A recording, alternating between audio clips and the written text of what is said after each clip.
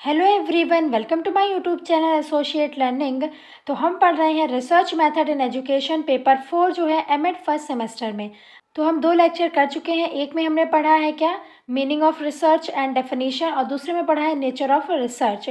तो आज हम पढ़ने वाले हैं characteristics of research. First of all, अगर आप चैनल पर नए हैं तो चैनल को सब्सक्राइब करें, बेल आइकन को प्रेस करें। आप हमारे इंस्टाग्राम से भी ज्वाइन कर सकते हैं, टेलीग्राम पर भी हमारा चैनल है एसोसिएट लर्निंग के नाम से। ये नंबर दिया गया है, इस पर आपको कोई भी क्वेरी है तो आप हमें संपर्क कर सकते हैं। तो चलिए शुरू करते हैं हम अपनी आज की क्लास। कैरेक्टरिस्टिक्स ऑफ रिसर्च यानी अनुसंधान की विशेषताएं। वस्तुनिष्ठता यानी ऑब्जेक्टिविटी। मैंने बोला था ना कि सब्जेक्टिव हमारी रिसर्च नहीं होनी चाहिए, तो पहला कैरेक्टरिस्टिक्स हमारा यही है कि ऑब्जेक्टिविटी। यह घटनाओं या वस्तुओं को बिना किसी पूर्वाग्रह या भेदभाव के देखना है। शोधकर्ता का पूर्वाग्रह से मुक्त होना आवश्यक है। वह दूसरों के विचारों का सम्मान करे।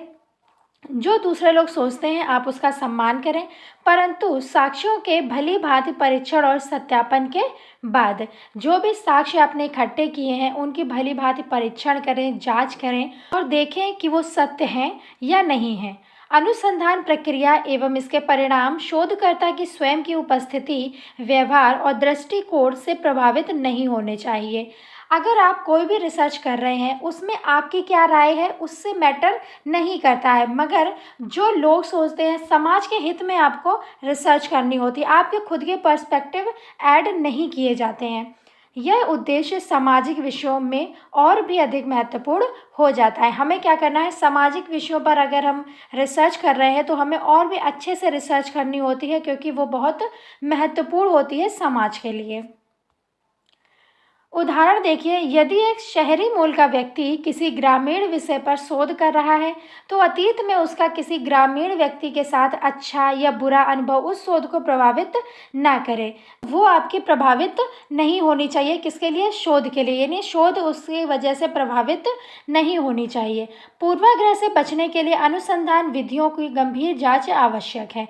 इसीलिए क्या होती है कि अनुसंधान विधियों की बहुत अच्छे से जांच की जाती है। तो उदाहरण से आप लोगों को अच्छे से समझ आ गया होगा कि ऑब्जेक्टिविटी का मतलब क्या होता है। मान लीजिए कोई शोधकर्ता ग्रामीण और शहरी क्षेत्रों में शिक्षा के स्तर के बारे में तुलनात्मक अध्ययन कर रहा हो।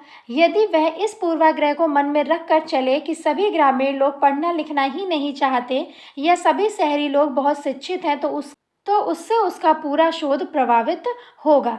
यानी हमें पहले से ही कोई थिंकिंग नहीं बनानी है कि ग्रामीण लोग पढ़ना चाहते हैं या नहीं पढ़ना चाहते हैं, शहरी लोग प्रशिक्षित हैं या नहीं। तो हमें पहले से ही कुछ नहीं सोचना है। हमें पहले क्या करना है, शोध करना है, जांच करनी है, देखना है, तुलनात्मक अध्ययन करना है, फिर ही हम एक कोई निर्णय ले सकते हैं। तो ऑब्जेक्टिविटी का मतलब होता है कि हमें अपनी थिंकिंग को थोपनी नहीं है। जो जांच आएगी, जो हम शोध करेंगे, उस पे ही हमें विश्वास करना है। इंग्लिश में भी मैं लेकर के आई हूँ कि अगर जो भी बच्चे इंग्लिश में एग्ज़ाम देंगे तो उनको भी कोई प्रॉब्लम ना हो, उन्हें भी अच्छे से समझ में आ जाए।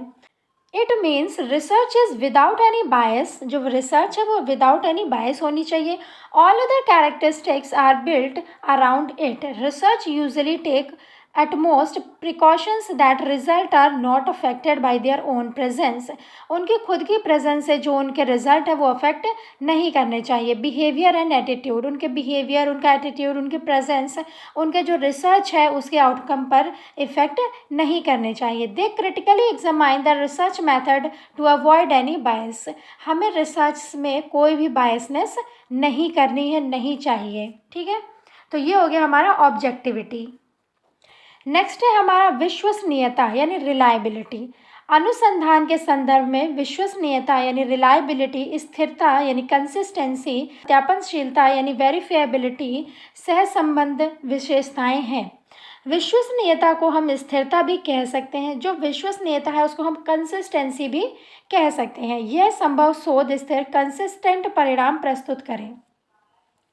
देखिए, रिलायबिलिटी को हम कंसिस्टेंसी क्यों कह रहे हैं, इसका एक मतलब ये है कि हमने एक क्या करी, हमने एक यहाँ पर रिसर्च करी, थोड़े दिन बाद 2-3 महीने बाद हमने दोबारा से रिसर्च करी, जो इसके रिज़ल्ट आए हैं क्या वही इसके भी रिज़ल्ट आए हैं, तो हमारी जो रिसर्च है वो एकदम करेक्ट है।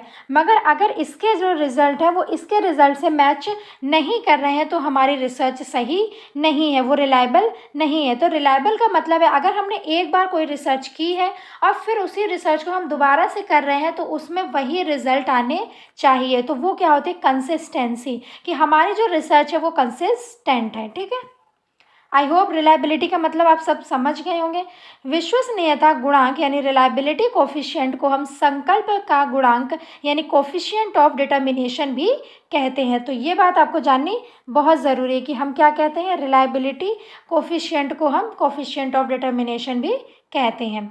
विश्वसनीयता को सत्यापनशीलता यानी वेरिफिएबिलिटी या पुनरावृत्ति यानी रेप्लिकेबिलिटी भी कहा जाता है, क्योंकि हम इसको बार बार करते हैं। अगर हमने एक बार रिसर्च की, थोड़े दिन बाद हमने दोबारा रिसर्च की, फिर हमने दोबारा की, तो ये क्या है, रेप्लिकेबल है, हम बार बार उसको कर रहे हैं और उसमें जो आउटकम है वो क्या आने चाहिए, सेम।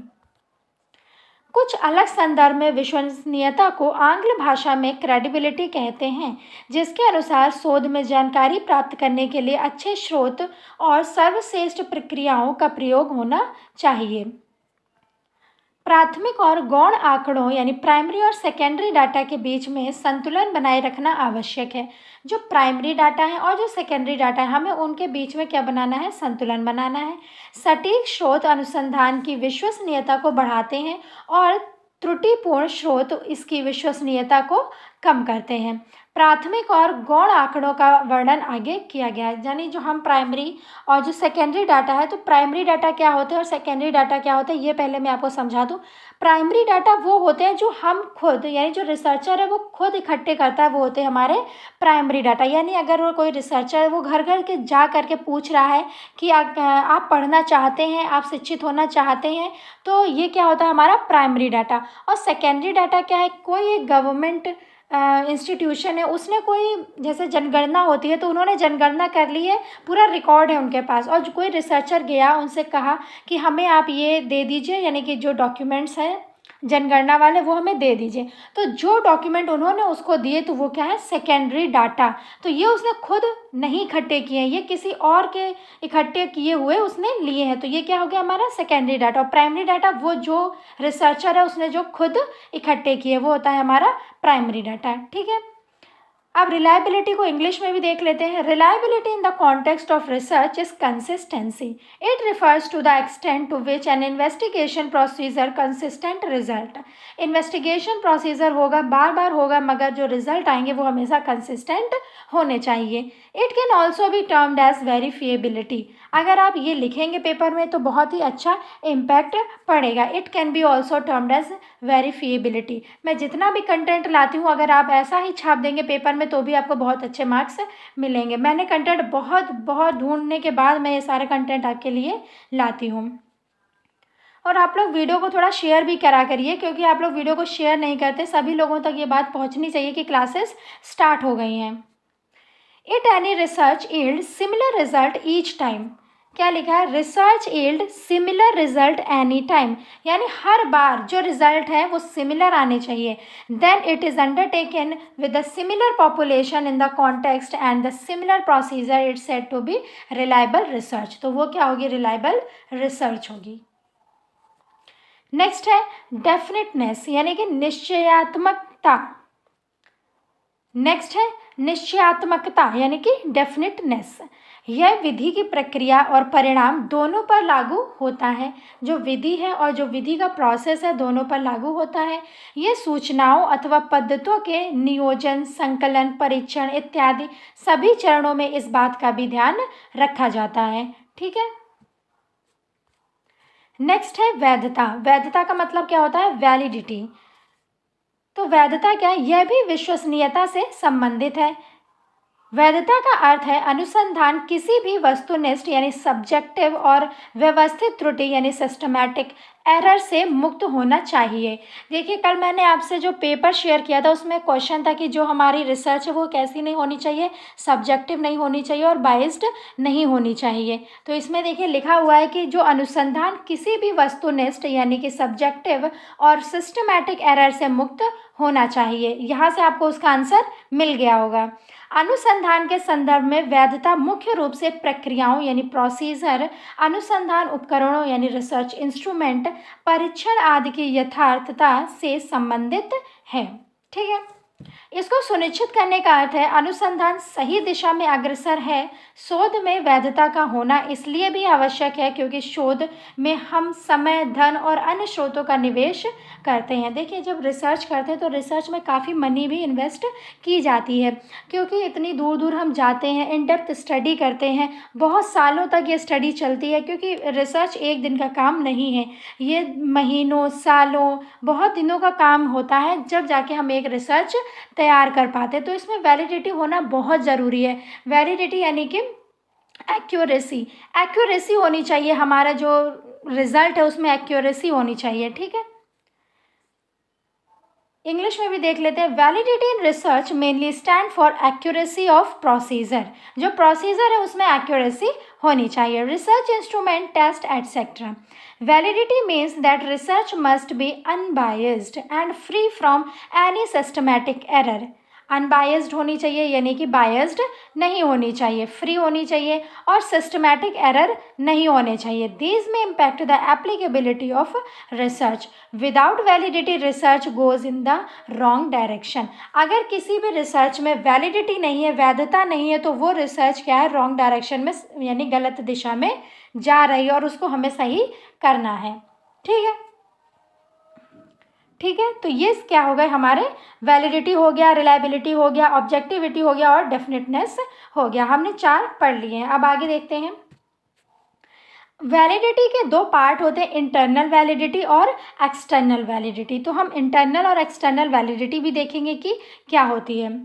साधारणतया वैधता को विश्वसनीयता की तुलना में अधिक महत्वपूर्ण माना गया है, यानी कि जो वैधता है, वैलिडिटी है, वो ज़्यादा इम्पोर्टेंट है। अनुसंधान के लिए जरूरी है कि अवधारणाओं को यथासंभव सही ढंग से परिभाषित किया जाए ताकि उसके मापन के दौरान कोई त्रुटि ना रह जाए। जब हम उसका मूल्यांकन करें यानी मेजरमेंट करें, तब हमें कोई भी उसमें एरर नहीं होना चाहिए।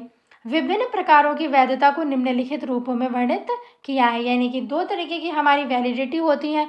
एक दो और इंटरनल वैलिडिटी होती है, एक्सटर्नल होती है, फेस वैलिडिटी होती है, एक दो और होती है, मगर मेन कौन सी है, 2 है, इंटरनल वैलिडिटी और एक्सटर्नल वैलिडिटी।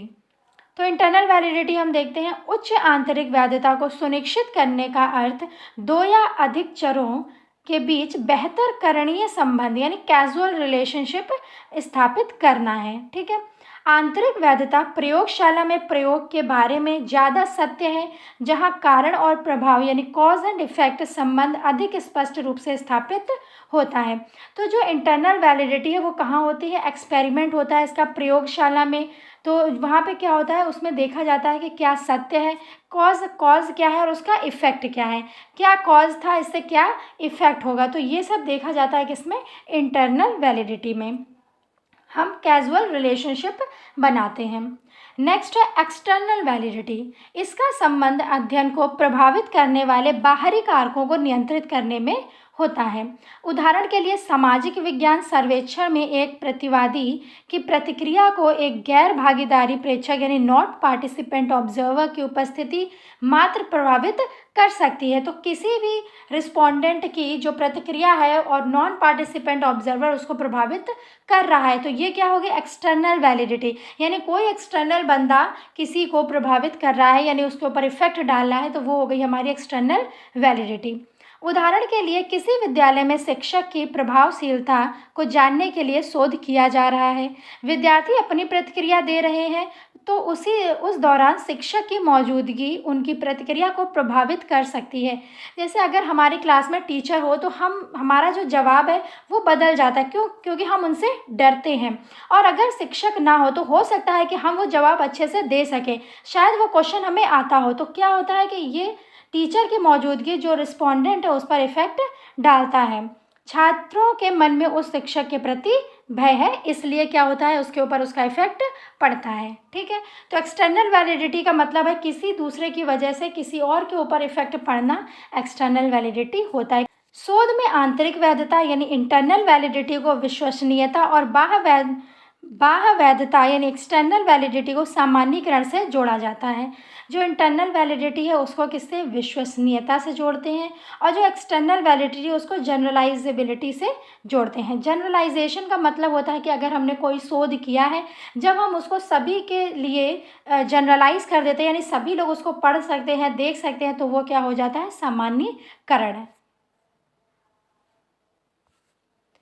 नेक्स्ट है एक्सपीरियंशियल रिसर्च यानी अनुभवात्मक अनुसंधान। अनुसंधान वास्तविक स्थिति के एक या अधिक पहलू पर होता है तथा प्रत्यक्ष अनुभवों या शोधकर्ता द्वारा किए गए अवलोकन पर मौलिक या प्राध आधारित है। ठीक है, तो ये एक या अधिक पहलुओं पर होता है, क्या, एक्सपीरियंशियल रिसर्च। नेक्स्ट है कार्य कारण संबंध की महत्ता यानी कॉज एंड इफेक्ट रिलेशनशिप। विज्ञान और अवधारणाएं यह कल्पना करके चलता है कि वर्तमान में जो घट रहा है उसके पीछे कुछ कारण विद्यमान है और भविष्य में भी जो कुछ होगा उसके पीछे भी कुछ कारण विद्यमान है। यानी कोई कॉज है तभी कोई इफेक्ट है, अगर कॉज नहीं है तो इफेक्ट भी नहीं होगा। तो जो कुछ हो रहा है उसके पीछे भी कुछ कारण है और जो कुछ होगा उसके पीछे भी कुछ कारण होगा। तो ये क्या हो जाएगा, cause and effect relationship. Next है रिसर्च इज सर्कुलर। अनुसंधान चक्रीय होता है। शोध एक चक्रीय प्रक्रिया है क्योंकि यह एक समस्या के साथ शुरू होता है। देखिए ये क्या है, एक प्रॉब्लम है, ये हमने रिसर्च की है और फिर ये प्रॉब्लम है। तो यानी कि हम रिसर्च करते हैं, एक प्रॉब्लम होती है हमारे पास, हम रिसर्च करते हैं, जांच करते हैं, हाइपोथेसिस बनाते हैं, सब कुछ करते हैं, उसके बाद हम एक निष्कर्ष तक पहुंचते हैं यानी कि हम एक आउटकम निकालते हैं। उस आउटकम को लेकर के जब कोई दूसरा रिसर्च करता है तो वो आउटकम उसके लिए प्रॉब्लम होती है। तो ये क्या हो गया, जो रिसर्च है वो क्या है, साइक्लिक प्रोसेस है। ठीक है, जो आउटकम किसी के लिए फाइनल रिजल्ट है वो किसी के लिए प्रॉब्लम भी हो सकते हैं। तो इसलिए रिसर्च क्या होती है, हमेशा चक्रीय घूमती रहती है। शोध एक चक्रीय प्रक्रिया है क्योंकि यह एक समस्या के साथ शुरू होता है एवं समस्या के साथ ही समाप्त भी। हम एक समस्या का समाधान ढूंढते हैं लेकिन तब तक उससे संबंधित कोई और समस्या सामने आ जाती है, फिर शोध द्वारा उसका निदान किया जाता है। यह प्रक्रिया निरंतर चलती रहती है। मानव सभ्यता का विकास भी इन सतत प्रयासों पर निर्भर करता है। देखिए जैसा कि मानव का जीवन भी है कि चक्रीय है, चलता रहता है, वैसा ही क्या है, रिसर्च के साथ भी है। रिसर्च एक साइक्लिक प्रोसेस है। Research is a cyclical process because it start with a problem and end with a problem। ये प्रॉब्लम से शुरू होता है और प्रॉब्लम पर ख़त्म होता है क्योंकि किसी के लिए जो आउटकम है वो किसी के लिए प्रॉब्लम हो सकता है। ठीक है, आई होप आपको सभी चीज़ें समझ आ रही हैं, और आपको नहीं समझ आती तो आप लोग मुझे कमेंट ज़रूर करेंगे।